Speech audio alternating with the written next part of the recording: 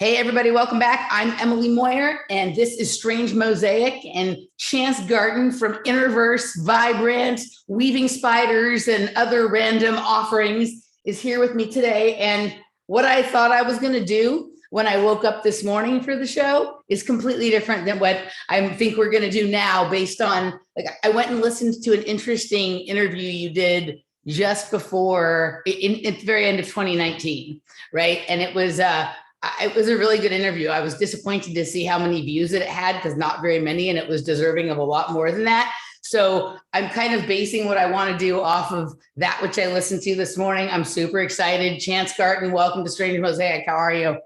Hey, I'm doing awesome. Today's great. I feel like I have tons of momentum right now. I think I had good stuff in 2019, but the community didn't really materialize until the lockdown. So I don't know, I found people on Telegram, and then they started organically improving my situation, maybe doing more like YouTube live streamy type stuff. But I'm very curious which interview it is you're talking about. So I listened to you on the Cosmic Keys podcast, on the one that you did on festivals in the occult. Oh, that old chestnut. I wore the right shirt, indeed. You wore the right shirt. It looks almost exactly like the thumbnail that they picked, that I wasn't sure if that was their thumbnail or some piece of art of yours, because I noticed when I was looking through some of your older videos that you had some videos that you did like many years back called Lords of Consciousness that looked like it had some art in it that looked like the thumbnail that they chose for that. So I've been making up stories as to whether that was your art or theirs. I don't know, but I like to make up stories. So either way. Yeah, the thumbnail, I remember that show, and the thumbnail they used is not my art, but it is reminiscent of my art style. Very okay. I wasn't even sure that you did. I know that you do all kinds of things with sound and whatnot, but I wasn't sure if you were like a fancy psychedelic thumbnail DMT entity art maker as well. Yeah, my artwork gets associated with that quite often, although I've never actually made art under the influence, and I'm not really a psychedelic user currently. But maybe I should share a little bit, just since we're already on the subject. I'll pick a random example that I have a scan. All right. On my computer. I really want to pick a winner. I think all I've got is like pick a winner. Yeah, I've got mostly. Okay, this is a good one. This one feels super psychedelic. All right, let's see. I called this one Lost in Words. Ooh, very cool. So it looks like it's got some sort of like aspects of kind of like Zentangle and different kinds of styles of art, along with psychedelia and themes that one often, themes or ideas that one often comes across in that space. So very cool. But yes, actually, it's pretty, like I'd say there's a good resonance between this piece of art and the thumbnail that they used for that show. So yeah, I think so. Dan's awesome. I'm actually going on Cosmic Keys again tomorrow night. So pretty cool sync that came up. Well, it's a weird, I'd never heard of Cosmic Keys until last week when I was talking with my friend Nish, and she was telling me, she mentioned something about that, and I'd never heard of that podcast. And then the thing that I listened to of yours this morning that kind of ended up being the basis of what I want to do today was also them. And then you're going on there tomorrow. So sync all the way. I don't know them. Hello to Cosmic Keys. I think it was Dan and Scarlett. Was that their names? I think I heard them say. Yeah, now Dan's just a solo project. Dan's a solo. He's stronger this way, actually. He's a badass astrologer and great researcher. Super fun show. Cool. Hi, Dan. Maybe we'll chat sometime. All right. So, okay. Well, you just said some interesting stuff. I thought that was a really interesting time, because you did that show in October of 2019. So just a few months before we got into this just really different kind of world than we were in before. And I actually thought it was a really, really good interview. So it's fascinating to me that sort of that wasn't resonating more with people. And then that required you sort of going through the period of lockdown or whatever it was to sort of coalesce your community, because I thought that was bad. Not that the funny thing is, Emily, is I had to exercise extreme psychic vampirism out of my personal life. And then I was sort of forced to do it. I didn't want to. I was lying to myself. And then once the universe made it happen, Yeah. and the vampirism made itself too obvious to ignore anymore. Aha. Then all of a sudden, like in the career sphere, everything just started popping off for me too. It demonstrates that your current of energy, the economy of energy that you have in your own biofield, is everything when it comes to how your external world experiences come about and who you connect with or don't connect with. Yeah. Yeah. No, I mean, absolutely. And I think there's a number of us creators also who that period of time, even though it was challenging for the world and for lots of people, that was my best growth as well, was during those years where like, okay, all the focus is going to be on this now because we're not allowed to do much else. And yeah, that did vibrate some people out of the sphere that weren't helpful and others in. So I wanted to, like, I had thought initially that we would talk some about a lot of your work with sound in this first part, and not that that can't come into it, it can, but based on what I listened to this morning, it kind of like, it brought up some things that I didn't expect to bring up. And I thought this would be a really good time to maybe revisit some of that, because it's a few years out from some of the things that you said then. And you've had this sort of period of growth and change, but I was really surprised, like how similar, but like I was telling Laura this afternoon, the path that you and I had both sort of into this space, and into dance music was like very, very similar. In some ways, it seems like opposite sides of the spectrum, but like the same kind of path. And I recognized while I was listening to you talk that you have so many things to say about your experiences that were very, very similar to what I had to say when I first started getting interviewed, particularly about, you know, the dance music aspect of my life as well. And just the path that you had into this. So I thought maybe we could revisit some of that today, sort of in retrospective, because you're further out from that. And then maybe in the second hour, I want to really like start digging down into the science of the music of both the underground dance music culture and the festival scene. Yeah, so I thought we could talk a little bit about that in the first bit here. I found your entry story pretty interesting. I don't know if you remember that interview or not. It has been a while. Okay, so your entry story was really interesting in that you you talked a little bit about your religious upbringing, and you know that sort of developed your taste for trying to understand the philosophies of like movements and way of living and whatnot.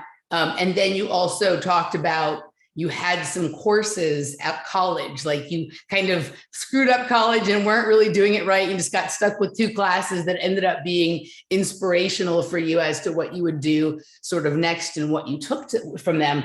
My entrance into, I guess, conspiracy, like yours seemed to come from like more of this spiritual consciousness sort of thing. And you also said you had seen Zeitgeist at that time.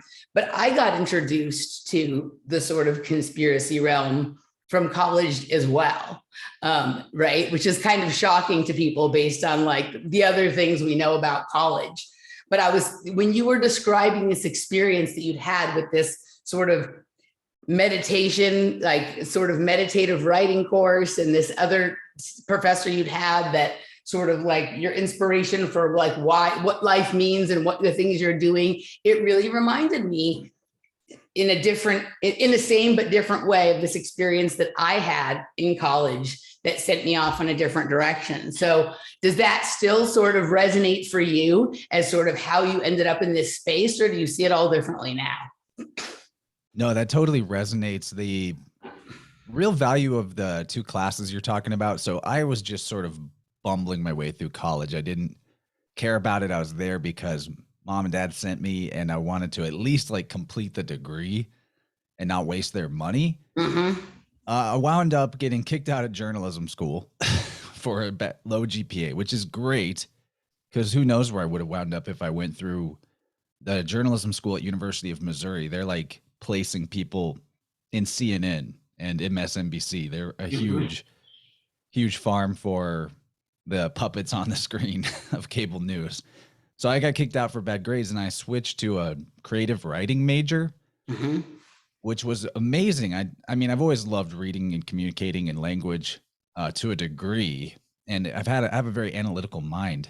So learning how to workshop stories and explore the symbolism in them. That was like a stepping stone that then led me to the 2 classes you're talking about, where I kind of fumbled, and didn't get signed up for courses in time and had to just take a few that had open spots to keep myself on the roster. And one of them was writing the spiritual journey. And there was no real qualifications for getting a good grade in that class other than to write. Anything goes, just write about what you think about life, the universe, and everything. And that was great because I got really shunted into the materialist atheist corner. Like I mentioned that I saw Zeitgeist when I was like 17 or 18 before college. And at the time I had no idea what that really did to me. That movie, I see that movie as more, I don't know, more psyop than actual. Very demoralizing. Very demoralizing. And then like the first movie has information that's good to know. It is really good to syncretize the sun god religions, but it also throws everything out or makes you want to throw everything out and call it all BS. It doesn't actually show you the beauty of how that symbolism reflects nature very much. Or maybe it's just where I was at the time. I don't know. So I went into that complete rejection internally, but externally was trying to still act like I was the same person. And anyway, it really, and I've dealt with like psychic vampirism in relationships my whole life as well. It's that sort of like empath, narcissist magnet. So I don't blame them. I realize now that I was like setting myself up for it because of lying to myself all the time, especially back then, pretending like I'm aligned with somebody religiously and morally when, well, in fact, like I needed to develop morality for myself for the natural law side of it rather than the because I said so side of it. Yeah. Which is way more empowering. So anyway, this writing the spiritual journey class hit me when I was like in my early 20s, maybe 21 or 22, probably 22. And alongside of it, this meditation class that the whole class was you just meditate for 15 minutes at the beginning. And then the next 30 minutes, you write or talk about stuff. And the only thing you had to do outside of the class was write for like 10 minutes or 5 minutes a day about anything. And it could even be for other work. The whole point was to teach the class to develop a daily practice of something so that you could see what daily practice actually amounts to. So that was hugely powerful. Like later in life, I applied it to here's another piece of art right here. This art took me over a year to complete because it's a big piece and it's probably like, I don't know, it's probably like 18 inches across. Yeah. And so like working on it 15, 20, 30 minutes a day, maybe not every day, but as many days as I could, eventually got me there. And so that's the power of the daily practice, and you can apply it to everything. Yeah. And I also like learned how what you do every day or every week is actually kind of who you are. And you can't pretend like you're not the person that you are when you're doing all these things that are self-defeating or self-sabotaging rather than something that is putting your bioenergy into some kind of container or vessel where you can store it and keep it. Like when you make art, as opposed to just mindless consumption of Netflix or something, your spiritual currency, your attention is going into an artifact that continues to exist and actually builds value over time potentially. Whereas, you're feeding it to the machine, you don't get that back. All you get back is like worthless knowledge about trivia of different fiction, which I have a lot of. I mean, I was going to say, it seems like you've spent a little time with the Netflix and the movies as well. Oh, no doubt. No doubt. And, yet I still do from time to time. I really can't, I almost can't help myself. I want to see what the symbolism is. Because that's the other beautiful thing is when you learn the language of symbolism, which is what the first steps in my life were towards that was the creative writing major. And the writing the spiritual journey class where I just started actually asking myself the big questions. Who am I? Why am I here? What do I think this is again? Because I'd shut myself off from those questions completely. Asking myself those questions again inevitably led me later, not too long later at all, really, to start applying what I understood about symbolism at the time Because I was also a film studies minor, which is like not how to make movies, but the language of film. Mm-hmm. And so learning all these different languages, the language of film, the language of symbolism, we could talk about later the language of the biofield. I've realized now that language is everything. Language is how we communicate not just with each other, but with the universal ether or Mm-hmm. the all mind. And the language of symbolism is huge for that. So you can start interpreting your life's experiences, what you see in the external world, with symbolic literacy in a synchromistic way. And this is the value of synchromysticism, in my opinion, is it gives a deeper language communicating ability from the all, the pleroma, to you through this symbolism. And it's actually always been communicating with you this way, Mm-hmm. whether or not you were like paying attention or noticing it.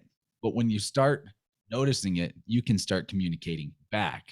And then rather than archetypes or what people call archons controlling you, psychologically manipulating you, because there's theys out there who are also in conversation with these archetypes and polluting them, you can start having a conversation with the archetypes and they shift based on what you're telling them, Mm-hmm. rather than it being just a one-way street. That's how I think it is. I don't think it's like we're ruled by archetypes or archons. I think it's co-creative. 100%.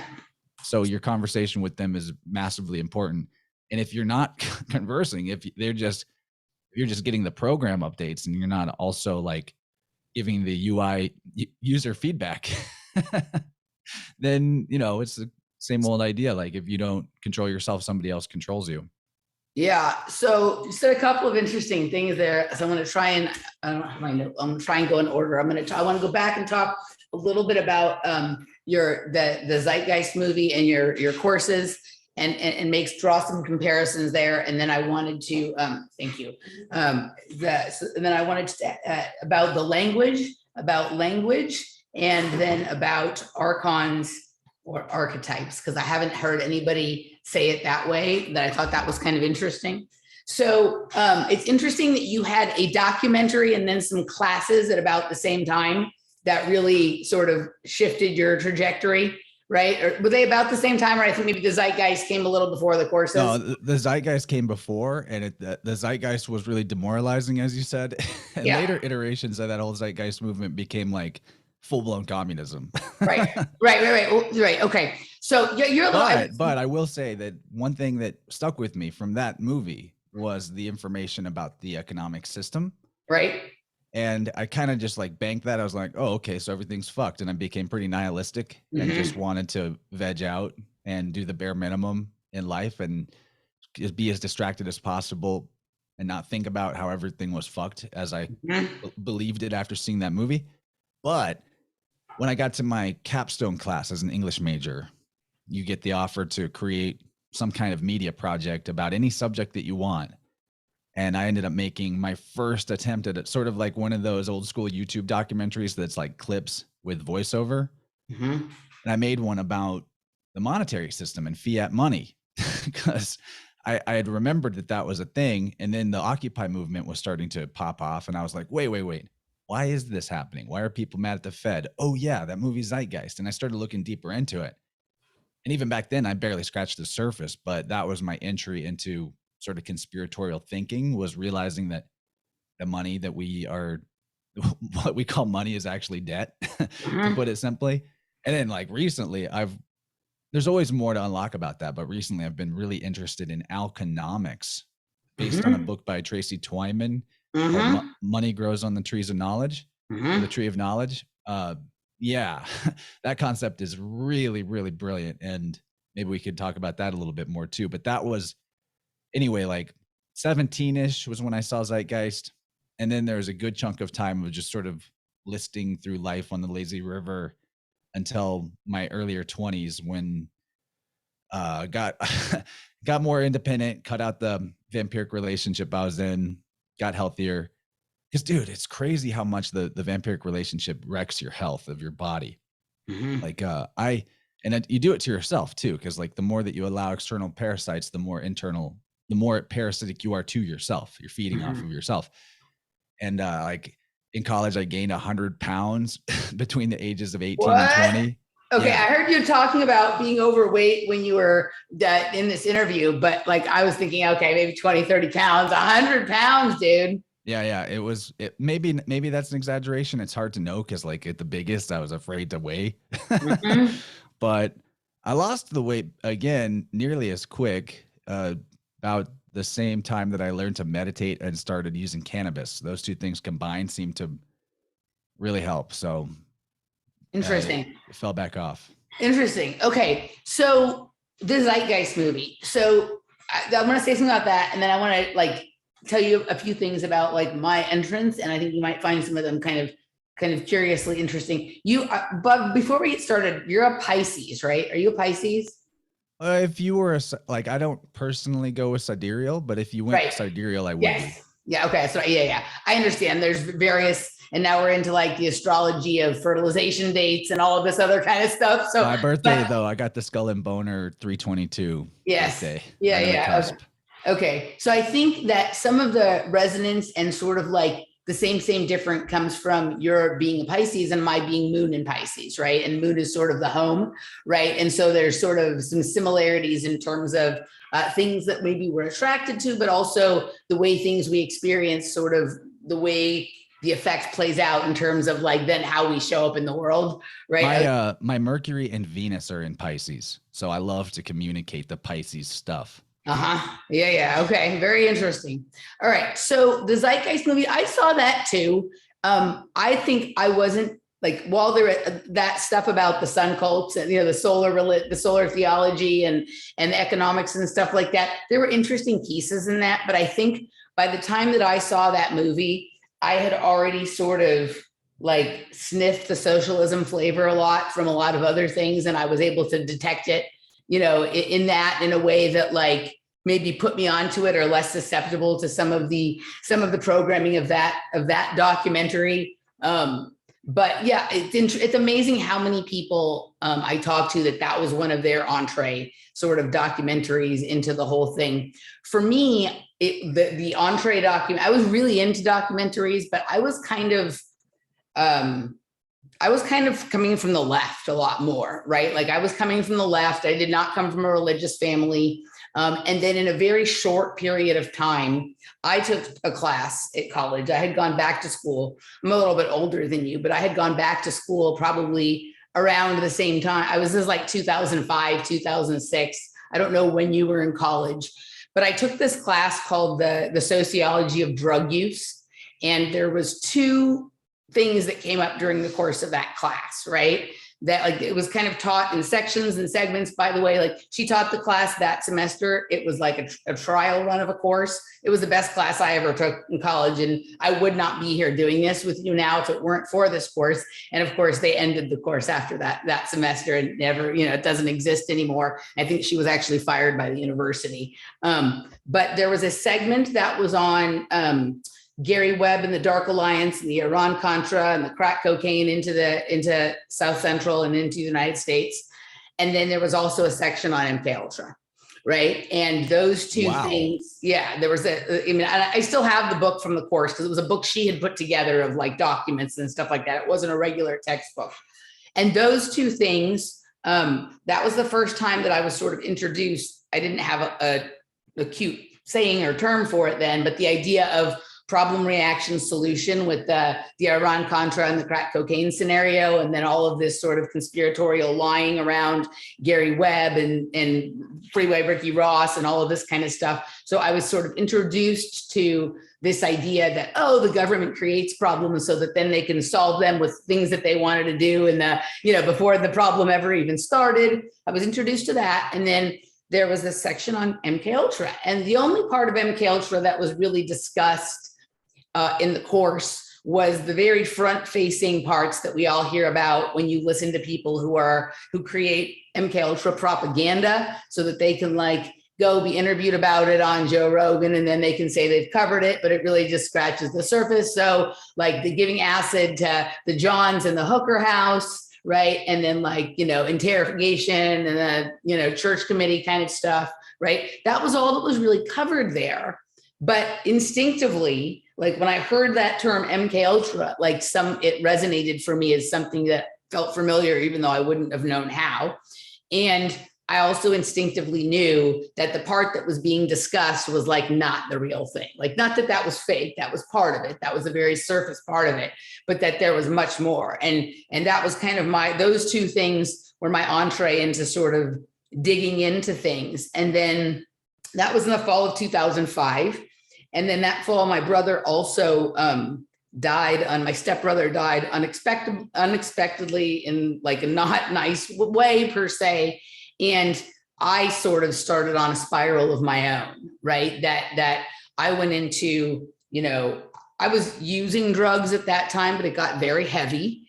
And the following summer, I happened to be here for the summer in Austin. And after a party, like after dance music kind of party one night, I went back to somebody's apartment with them and they showed me the documentary Loose Change, right? And at the time that I watched it, like I had no idea who Alex Jones was. I didn't know who, maybe I had heard of Alex Jones, but I didn't really know what he did. I didn't have any idea about the fact that like questioning 9/11 made you like a conspiracy theorist or some kind of weird right winger or whatever it was, right? I was just watching it and going like, holy shit, there's questions to be asked here. And having like learned the things I learned the semester before, it like just plunged me headlong into all of that kind of stuff. And then also the demoralization that you sort of spoke of from Zeitgeist with like, oh my God, I know stuff now that I didn't know. And it's great to know it, but like, what the fuck is the point? Let's go do more drugs. Yeah, for me, the drugs were video games and food more like. Yeah. But that's also drugs. Video games are super drugs. Mm-hmm.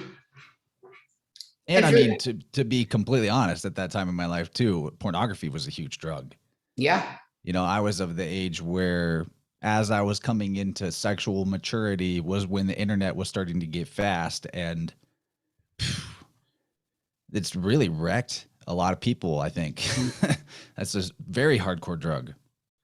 Well, it's very pleasure on demand, right? It's like very like I can like do this and get satisfaction right now, as opposed to like pursuing some activity that is a better use of my time that may bring satisfaction later, right? Yeah, and then especially on the masculine side, it once you get that satisfaction, it lowers your overall energy level and vitality, so your ambition is curbed as well, and then you even feel less sort of compelled to make something more of yourself because you don't even have the throughput to do it.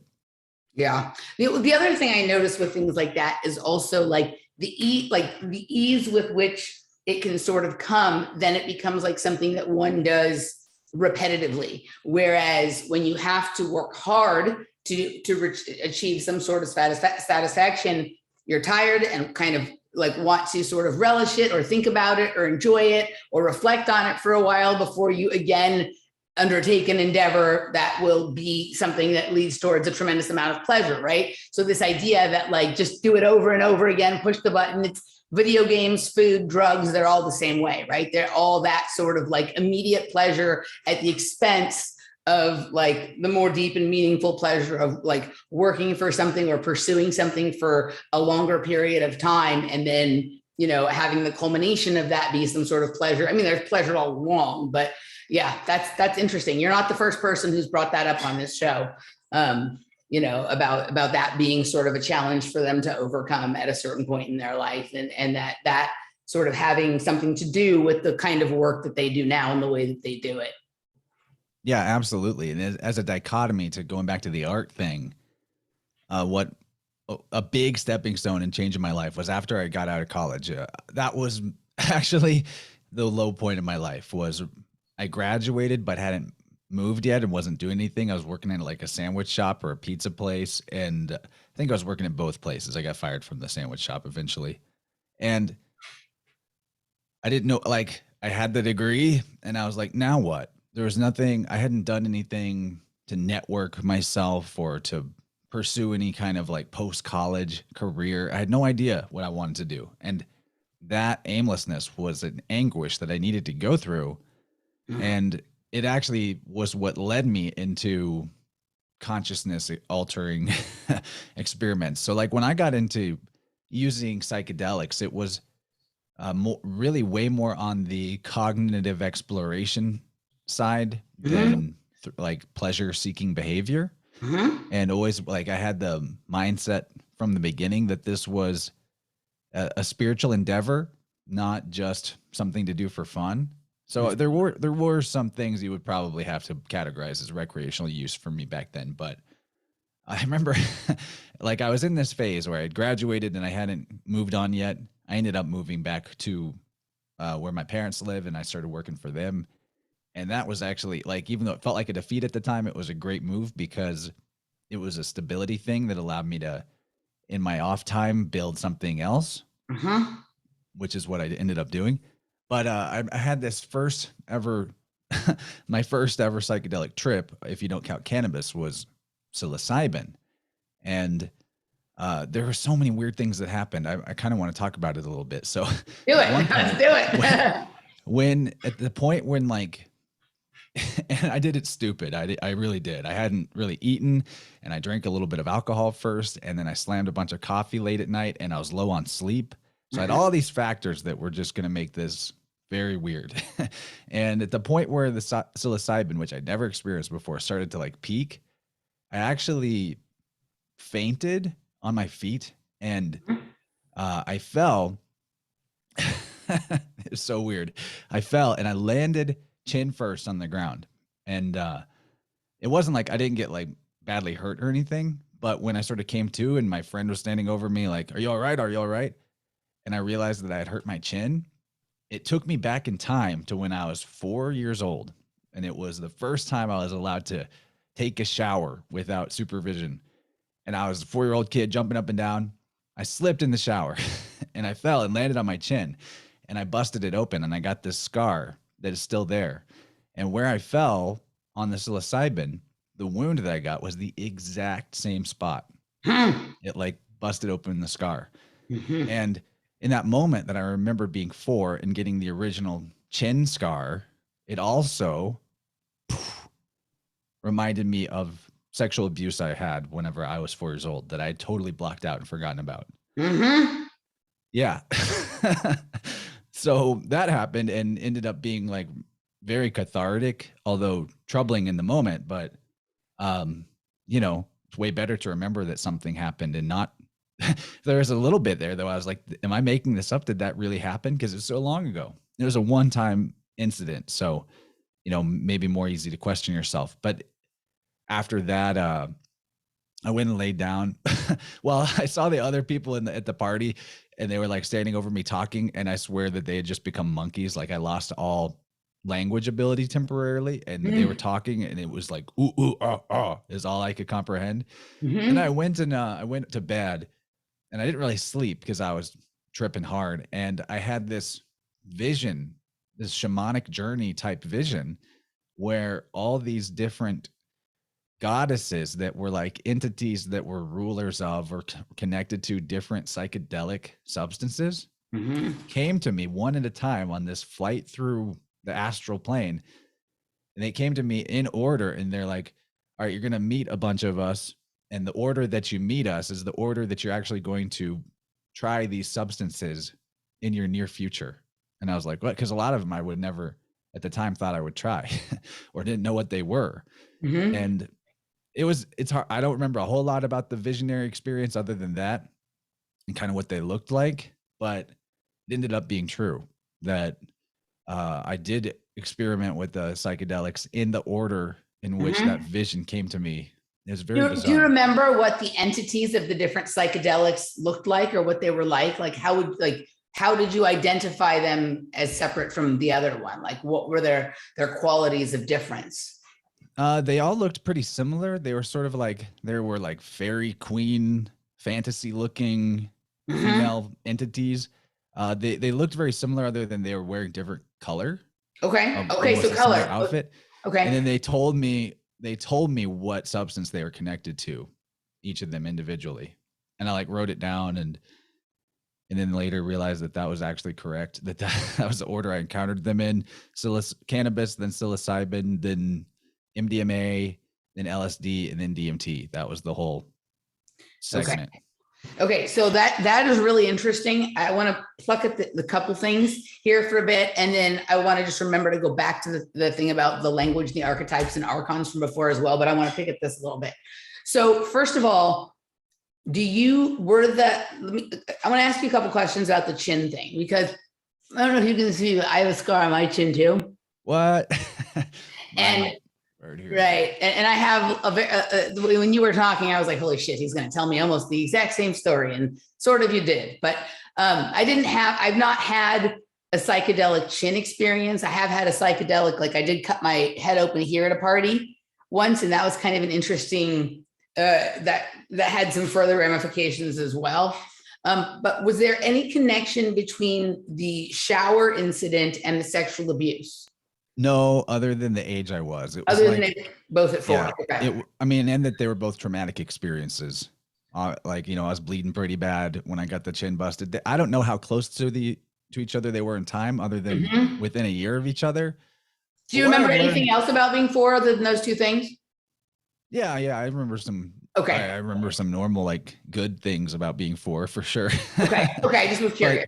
I've learned since then about how traumatic experiences actually split off what I call, based on the work of Dr. Tom Zinser, ego state fragments. And these are basically like a small copy of yourself, of who you were at the time that the traumatic thing happened, that continues to live in the psychic. And that really require integration. But even upon integration, they don't actually like cease to exist. They just become you just get that part of yourself back. So when you like shunt the traumatic experience away from yourself, it actually just becomes a compartmentalized bubble in your energy field, in your psychic space, continues to live and exist, and holds on to all the qualities of who you were at that time. And so, part of the qualities that I sent off with that part of myself were things like that I was creative, that I was enthusiastic, that I was like happy, all this stuff that is innate to a 4-year-old. So finding that ego state, I didn't know that that's what was happening at the time, but massively helped me reconnect a lot of my innate qualities and like inner child powers that massively helped me in my path from that point on. So my friend Jeff and I call that, and Randy and I used to talk about this as well. We call those the fractal selves, right? That and the way that you described it sort of matches up to sort of what we kind of talk about in that way. So my chin scar here happened when I was 2, right? And I don't actually remember I don't know. Sometimes you've been told the story so many times that I could just be visualizing the story they're telling me. I can't say that I remember the incident. I definitely remember the hospital visit afterwards, right? But I was watching, the story is that I was at my Aunt Chris's house. They had videotaped me like with an old school video camera, right? They'd videotaped me on a swing at a park or something like that. And they were showing me the video. And when they were showing me the video, I started to like rock. Oh, I almost did it there. I started to rock back and forth like on my seat. And then in the video, when I jumped off the swing, I jumped out of my seat and I hit my chin on the corner of a coffee table, right? So I don't remember that really. I can't say that I do because I can envision it, but I don't know if I'm just envisioning like what they're telling me. But I remember being like in this very strange scenario in the hospital. It doesn't seem like what visits to an emergency room seemed like after that, and being actually tied down to the table, like having been tied into some sort of straitjacket or something like that. Now, they say it's so that they could do the stitches in my chin. It didn't feel like it was about that to me at the time, right? So it's just kind of an interesting chin experience from youth, and you associated that, in some way to this other experience you had when you were 4, right? And so some of my stranger experiences also seem to stem from that time. So that's really interesting that that's what came up for you immediately the first time you ever went into the psychedelic space, right? And all the things that brings up. What you said about after you kind of came to and had this sort of visionary state and whatnot, I sometimes wonder if there is like Okay, so when you go to a concert or when you go to a party or something, right? There's like general admission, and then there's like the area where, like, if you bought a table, if you bought a booth or a table, for bottle service or something at a club, or if you bought like a glamping site at a festival, you can go to this part. If you have VIP, you can go here. If you know the artist, you can go backstage. Then there's like private after parties. Like, I wonder if like the dimensional realm is kind of like this as well, and that there are realms that are predicated on certain molecules opening them up, and they're like further and further and further backstage. So less and less and less of people like know about them or have access to them or whatever. And the way you saw them as being sort of like there was an entity attached to her that sort of controlled each one, and they had a different color, right? So it's like, I listen sometimes to Carl Hart. I don't know if you know who he is, but he wants all the drugs legalized. He's tired of this bullshit where people are like, psychedelics are okay and the other ones aren't. He's like, no, if the molecules exist, they're access to, you're entitled to do them. And I see it as like all of these realms have entrance points, and we're here, and so is that stuff. So it's our birthright to be able to explore them sort of if we want. And it almost seems like you were being told about like a process of initiation, or like a step-by-step sort of like vision quest kind of thing. And each molecule would open up like the door to the next layer of the party, or the further backstage experience or whatnot. What do you think about any of that? Yeah, that's interesting way of considering it. I wouldn't say you're wrong. I always also like to point out that I do not condone, recommend, or endorse the use of psychedelics, but I also do not condemn it. Because I'm definitely not here to tell people to go do these things, though. It's not to be taken lightly. Like, for thousands of years, only shaman did this. And for me, although I don't claim to be a shaman, at the time that I got into these things, it was the shamanic initiation. And I treated it as such privately. I wasn't going around calling myself a shaman. I was studying shamanism. I was practicing in non-psychedelic, without psychedelic assistance, different shamanic techniques like drum and rattle, journey work. There's definitely entities out there, and the abuse of these substances burns holes in your aura, and creates openings and vulnerabilities for all kinds of possibilities. Like in a metaphorical sense, it is almost like when you go really deep in the psychedelic experience, you are shuffling the deck again. Yeah, 100%. Yeah. Yeah. And so they can be really great. If your life, if it, like that movie, Everything Everywhere All at Once, if you're the most loser version of yourself possible and you go into those realms, you'll probably come out a better version of you. But if you're just carelessly continually doing it, you're just not going to know who you are anymore. Correct. So I don't condone either. Like, I have chosen to experiment with my consciousness in my life at this time. And I've gone through different phases of my life where I've been incredibly like not experimenting with anything, and, more like hardcore exercise and diet and clean eating and whatnot. I don't condone or condemn either, but I like to explore the experiences that I've had and that other people have had. Very valuable experiences. Very valuable. Still unpacking things from years ago.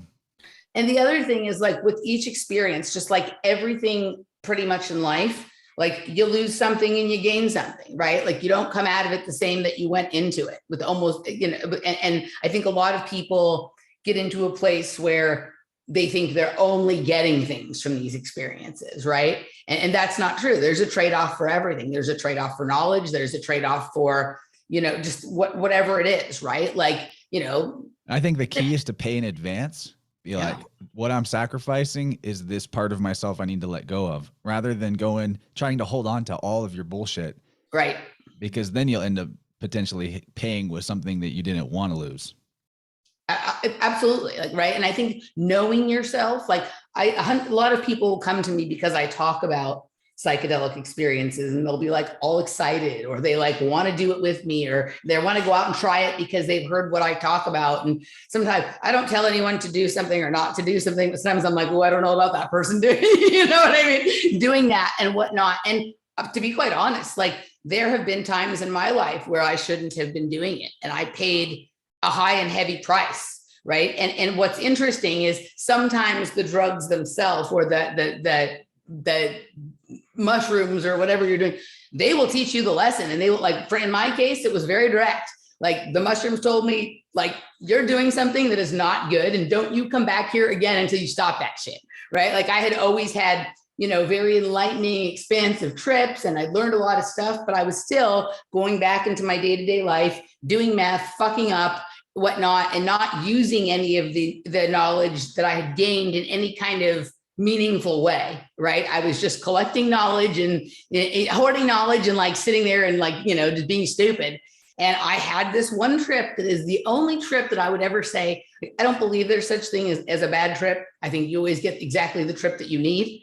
But it was darker and not pleasant or mind-opening and expansive in the same way that the ones before and most of the ones after had been. And there was like this web over it. And like, I got a harsh talking to, and I didn't do any, you know, like within a few months, I quit doing meth, and I didn't do any psychedelics or anything for a couple of years after that, until I had felt like I had sort of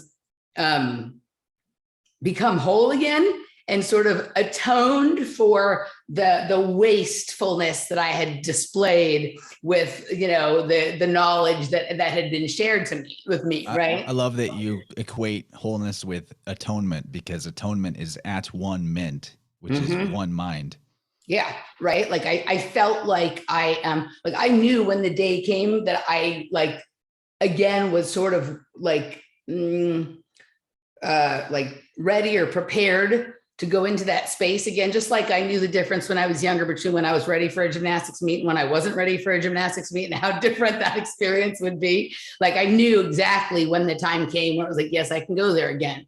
One of my big concerns is that this whole movement towards like psychedelic therapies and everybody thinking it's all about healing and medicine and all of this kind of stuff, and that like we should legalize it, but that we need to appoint experts who are going to tell us how this should be done and what these things all mean and whatnot. And I have concerns on like a lot of concerns, and I think Danny and I are going to explore some. I think, you know, my friend Danny Katz, I think you've had her on your show. Yeah, I was just on Word Up. That should come out later this week. I'm really excited for that. Oh, cool. Yeah. So she and I, you know, we get into exploring lots of different things related to lots of stuff. But, you know, I'm concerned about this idea that anybody knows the true use or purpose or meaning of this thing. Like most of the, you know, there's all different kinds of entheogens or psychedelics or whatnot. But as soon as we like start appointing a class to explain to us what these things are, what they're for, how to use them, what it means, what the parameters are, like it's not too far down the line that we'll find ourselves in a pharmaceutical Dr. Fauci situation again about something. And so it's one of these things that I caution people to be careful and to know oneself and to, you know, they're serious. I've seen people that give away psychedelics and then send their own personal servitor entities onto and into the people that they gave the psychedelics. Yep. I've got the documents. I've seen the goblins. But yeah, no, I agree with you. This isn't a condone or condemn. But I do think that there's, you know, realities that exist at every vibration, separate dimensions that exist at every different frequency. And some of these molecules are just absolute like keys to those spaces, not good, bad, or indifferent, right? And just like there's a doorman at every club or every bar, right? There's probably sort of an entity that represents those realms as well. You know, and that's interesting, the way that you described it and the color and which one they were associated to, and they knew the order that it would go in and whatnot. Like that's a fascinating sort of series of, you know, or way to have that laid out. Yeah. Yeah. And it was so prophetic. Like I didn't even bring back all of the experience and write it down and remember it, but you can't, it's impossible. the MDMA fairy actually showed me where I was going to be when I did it, and showed me the environment like I was in the future experience, looking through my own eyes at the place that I was going to be. And then when that actually came about later, by the way, this was the second time I did mushrooms is when the MDMA fairy came back. That's what I'm calling it. And showed me where I was going to be in just a couple months trying MDMA for the first time. And then whenever I was there and I started having the deja vu, then I remembered, oh, I was shown this exact scenario, looking through my same eyes at the same scene right now. And it's so that was interesting because then it gave me kind of courage to go forward into the next phases of the exploration, because I was like, man, something's guiding me here. And it was good guidance. But I don't know if that's always the case for everybody. Yeah. The guidance they get. And using psychedelics as a shortcut to health is, I think, slippery, because they're never actually going to be the shortcut to health or to wellness. The best they do is make the mind clear, show you where the work needs to be done, but the work still needs to be done. And I think that there's less volatile ways to bring the clarity about. That's why I'm super into the Biofield tuning modality, because that can bring the help and the clarity without even needing to consciously remember or feel the trauma or the bad experiences. Yeah. Something you just said, your MDMA experience, right? So I have this idea about, and Lindsay and I started to open it up in a show that we did, and it's deserving to go back and sort of look into it more. But I have ideas about, like, I guess the way one would talk about it is like, it's a more metaphysical or larger form of like geocaching, in that everything that ever happens at a particular location is recorded, past, present, or future, right? And so, like, if I go, when I first lived in Austin back in 1999, like, I had these weird experiences that didn't make sense to me then, but make sense to me now, because I was like having memories or seeing things that weren't there then, but are there now. Right. So when I went and stood in that place, I was actually connecting with the me that is here now, and those things exist there. Right. And so the fact that she showed you where you would be when you were doing them in the scenario, that there was like literally an environment and a location involved with that, like, that's fascinating to me. And I think some of these compounds act as like almost like time crystals, right? And MDMA is actually just one molecule off of meth. And I've talked about meth as a time crystal before. So that it could have like some sort of temporal recording or projecting properties about it would be definitely like a possibility. And then the way that you described that, the deja vu, like, I've certainly had that experience before, and I've had that experience in a place where I have done MDMA. So I'm curious about that property of it as well. I've never thought about MDMA as having like a huge temporal recording kind of quality to it. I think of it much more in terms of like associating to like sensory perception and emotion and connectivity, in terms of like, you know, like your bond with people or something like that.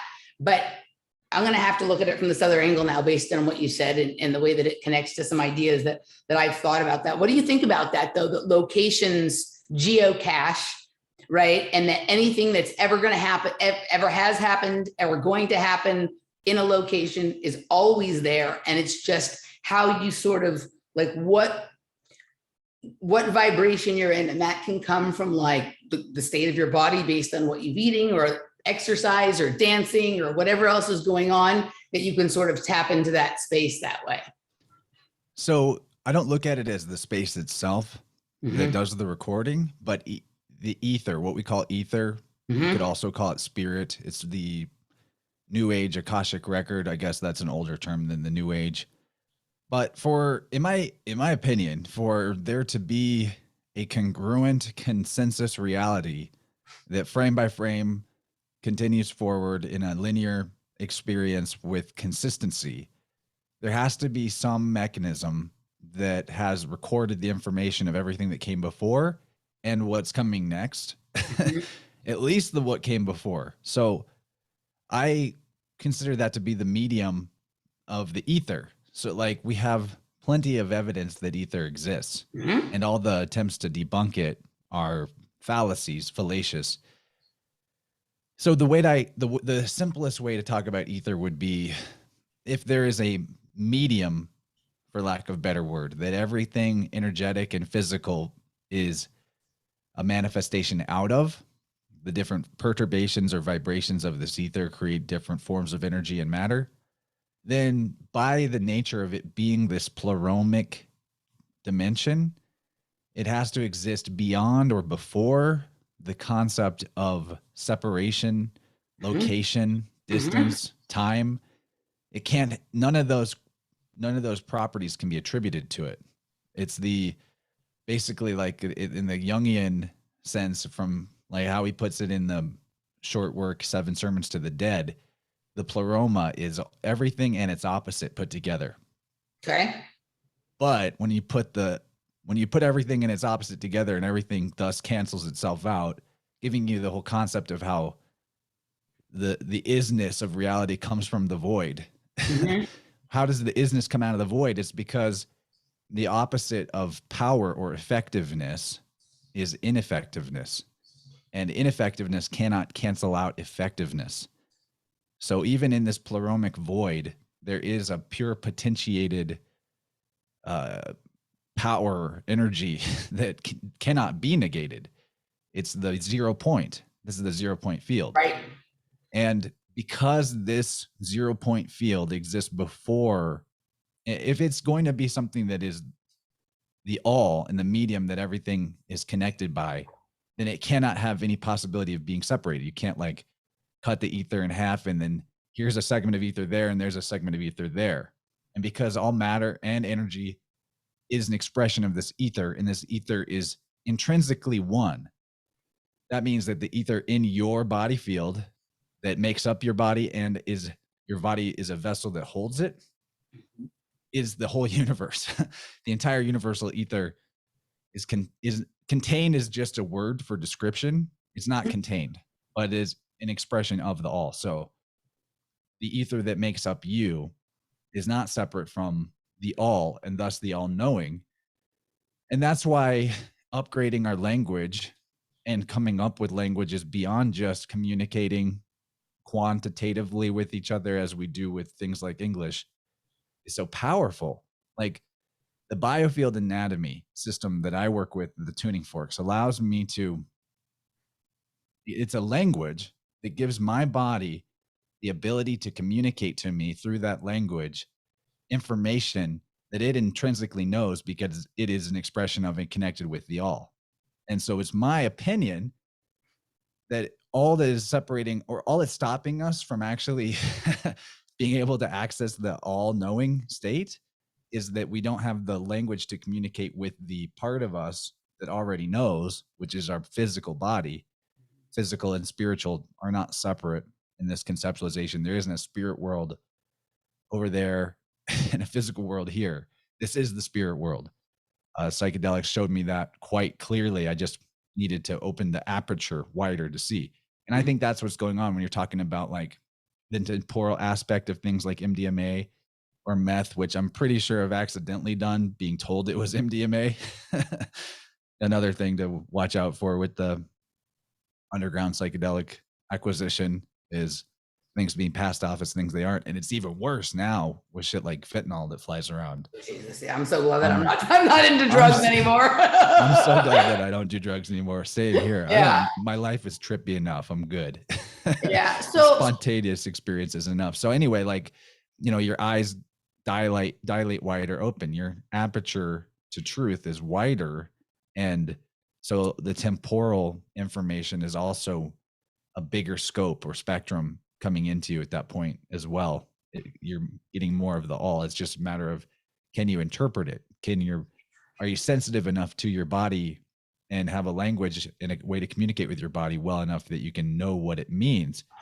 Is that sensitivity is the key, the feeling, knowing.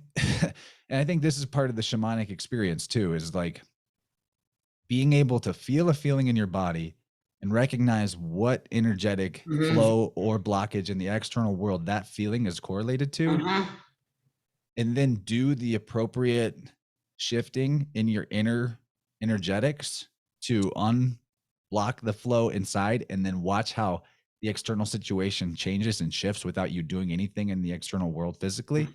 I think that's what shamanism is. It's recognizing the inner outer world symmetry and then working on the internal level to assist the external level without exercising any control over the external level. So I agree with what you just said. I think maybe let me just clarify. Like when I say about geocaching and location, like I don't mean because it's at like the corner of this street and that street. What I mean is like the nature that is there, like the sand, the ground, the rocks, the trees. Yeah, there's a resonance to the future events in that location because that location has correct and then a consistent spot. And that, and just the different elements that are there, like the way that they everything, in my opinion, like all the things around us are alive and are sort of recording in a different way than what we think of recording when we think of like, you know, our video or whatever. Everything's eyes. Everything's all the time, right? You see all the eye, everything is made up of eyes. When you move into the psychedelic space, like, holy shit, I can't get away from them. I don't know why I'm so worried about the camera over there, right? Like kind of thing. But watchers keep watching. Right. So there's these natural, these elements of nature that have these properties that do some of this sort of like storing, like keeping an accurate record of what has gone on as opposed to the morphing reality sort of around. And then there's this ether quality. And I see the body as the interface between that sort of ether or this sort of spirit information, you know, all this realm and then the physical. So the body is an interface technology that you can use to modulate and do exactly what you just described, right? There's metaphorically, if the reality was akin to the internet, your body is the computer terminal that you're accessing it through. Right. So that's how I see that, right? And so it requires me to be there, right? So it requires the ether, it requires my, you know, like sort of bio-spiritual technology of the body here. And then the things at that location, it just gives me a way of sort of like arranging and sort of viewing almost like a hologram or a holograph of you know, a reality of a certain incident or time period or whatever. But it isn't just like that it's there because it's at that place on the map, right? Like it has to do more with sort of the elements. Before we wrap up the first hour, I want to go back to these two things that I mentioned because you keep bringing up language. I had this interesting, and you're just on Danny's show, and she's all about the language and finding new ways to sort of talk about all of these things. The last psychedelic trip that I had, the very sort of opening scene, right? You know, when you sort of have like the first like funny idea that comes through that isn't like the way you're normally thinking about things. Like I was laying down and I saw like, remember those plastic letters that you used to have they're magnets, you put them on the refrigerator and you can like spell out your name or words. There was all of these that were like lining up to get on a conveyor belt and go into this machine that was like melting them. Right. And it was telling me that like that this is like the language of machine learning. Like it was showing me how like your language like is really important to how the learning happens and how we understand things. Right. And that the way you speak about them will be mixed up all into this brew. And what comes out on the other side is dependent on what this sort of learns from the language you put into it. Right. It was kind of an interesting. I don't normally have that kind of visual on the way in, but yes, absolutely, right? The way that we talk about things and the way that, you know, there's information being broadcast from us and all around us all the time. And if we can bring some of that conversation into sync so that we're accurately understanding the information around us and able to have back and forth communication in a more sort of meaningful and well understood on a completely like every level kind of way, then we're really going to start to get somewhere in terms of like the potentialities that you speak of, you know, and whatnot. And the biofield is a huge part of that. Yeah, absolutely. So true. It's so, also what I realize now is the huge value of syncretism is lining it up. Yeah, in this war of words on the sea of consciousness, the maritime inverse controllers, you sink their ships by sinking what's coming from their lips. They want to throw everything into the blender of division Mhm. and so whenever you're able to like syncretize information that you're seeing that would be divisive, but find how actually there's more sameness than difference between this, that, or the other thing, Mhm. that's what sinks the enemy's battleship. Right? The synchronicity, the synchronization, yeah, absolutely. That is, I never thought about that in terms of that being the thing that sinks the ship, but I like the maritime extraction from from that. So the last thing was I had never heard somebody like pair or put archetypes and archons together sort of in the way that you just described it, right? Like I think there's this very depending on, if you've listened to, Robert Stanley or John Lamb Lash or whoever, right? Like there's these ideas about archons, right? And they seem very separate from what we think of as archetypes. But that idea that you brought up in terms of going into the space and having conversation sort of with them and a back and forth that changes what they are, that's exactly right. Right. And I think of like one of the ways that I speak about archetypes, like I do it mostly when I'm talking about tennis. Right. But since I started talking about Novak Djokovic and Rafael Nadal and whatever, I have seen times where their actions, their way that they're presenting themselves from the world or in front of the media or things that they're saying almost seem to be directly in response to something that I have had to say about them. Right? Something that I have, some comparison I made, or some analogy I made, or something I tied it to, or some prognostication or prediction or whatever. I don't see myself as a future predictor. I see it as what you're talking about. Like I've started into conversation, even though it's at a distance and often metaphorical, but that conversation has changed the way that they present themselves and the way that their archetype or archon has affected everyone around them, or all the things that go on sort of, if you think of them as archons, you think of them as sort of up above and us as beneath, and archetypes maybe people think about a little bit differently. But yeah, I think that it's completely possible to engage in a variety of interchanges and conversations with these entities and to affect change in that realm. So think about a hurricane or a storm. Okay. Mm-hmm. And in the center is the stillness of the vortex, the eye of the storm. Mm-hmm. That void is the true eye.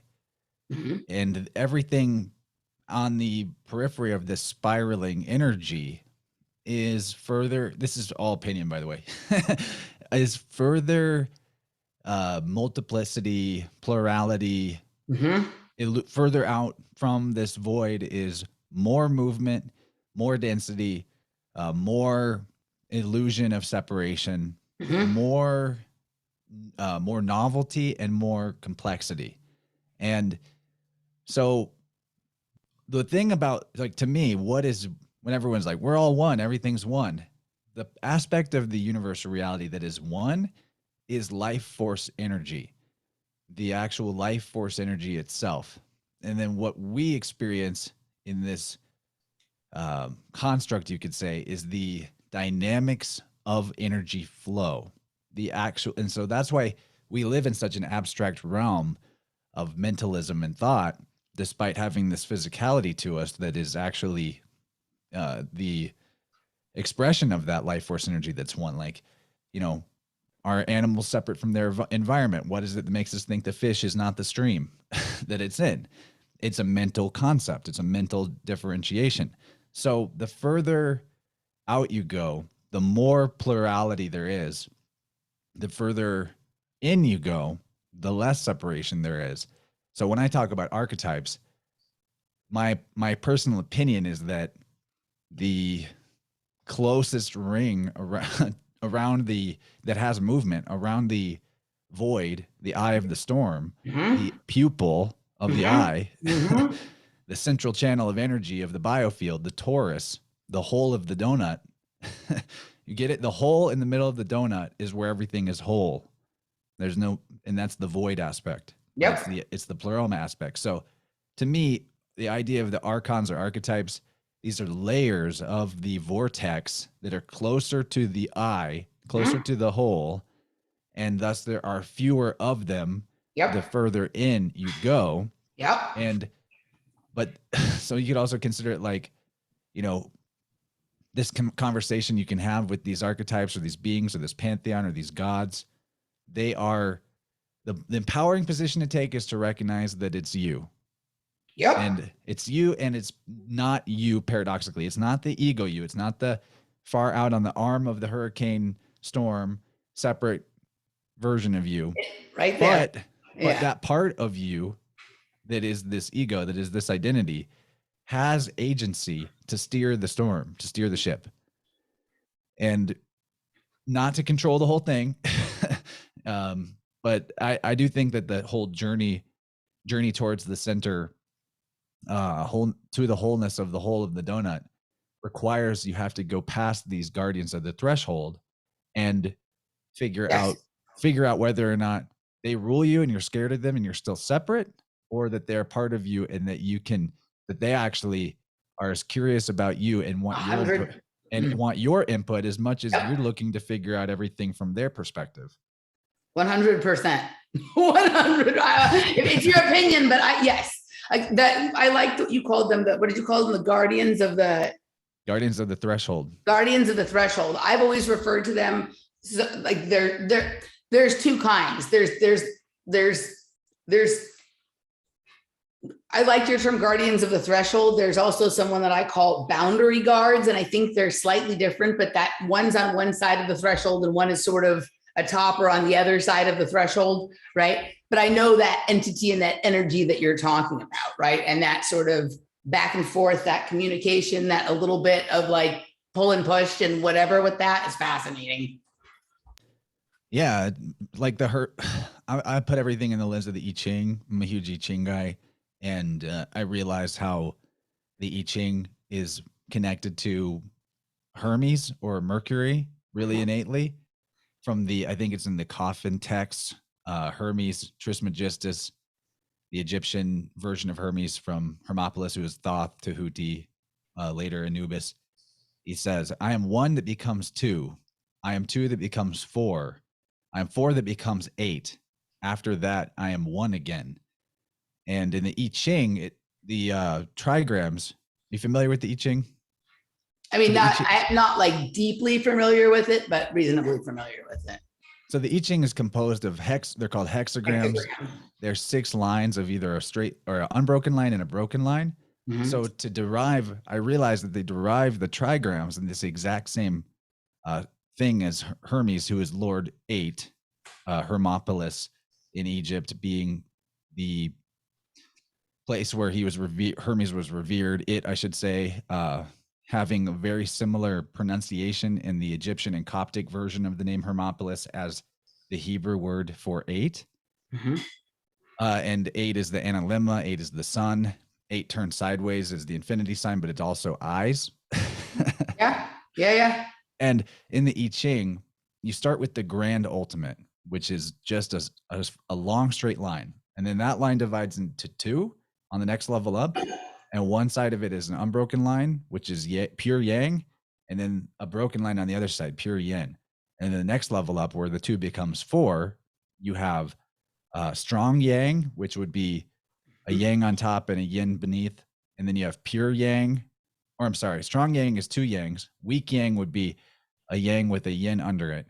And then vice versa for the other side. Strong yin, 2 broken lines, weak yin, broken line, unbroken line. And then after that group of 4 becomes the 8 trigrams, which come together to form the 64 configurations of the I Ching. So that's a little syncretism of ancient Egyptian with the Chinese mysticism. They come from the same source in antiquity.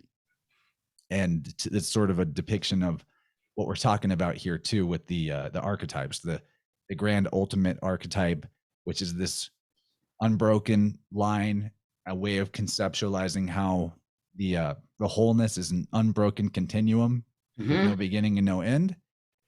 And then as you further out into levels of division, you have primary archetypes like yin and yang, white and black. And then the interaction between the white and the black gives you the 4.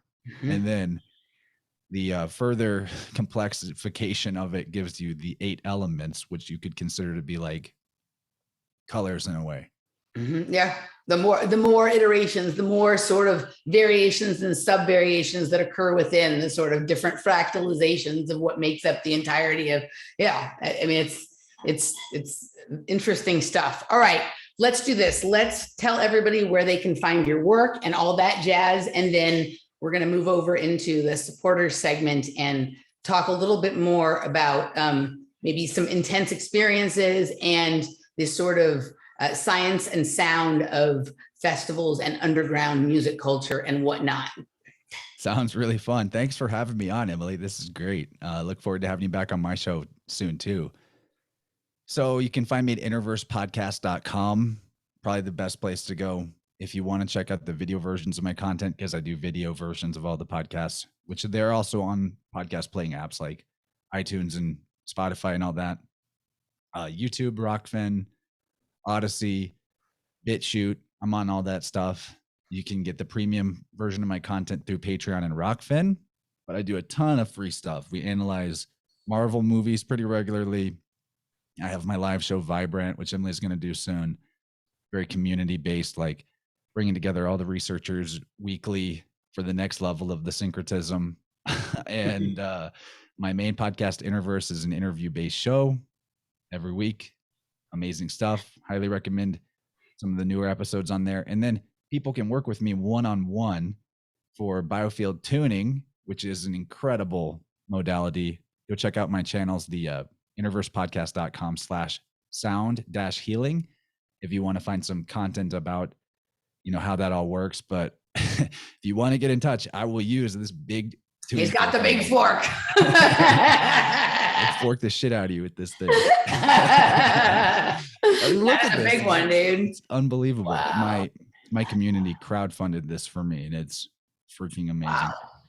Very cool. All right, guys. We're going to move over to the other side. If you'd like to join us, patreon.com/offplanetmedia, emilymoyer.locals.com, or rockfin.com/Emily Moyer. We will see you on the other side.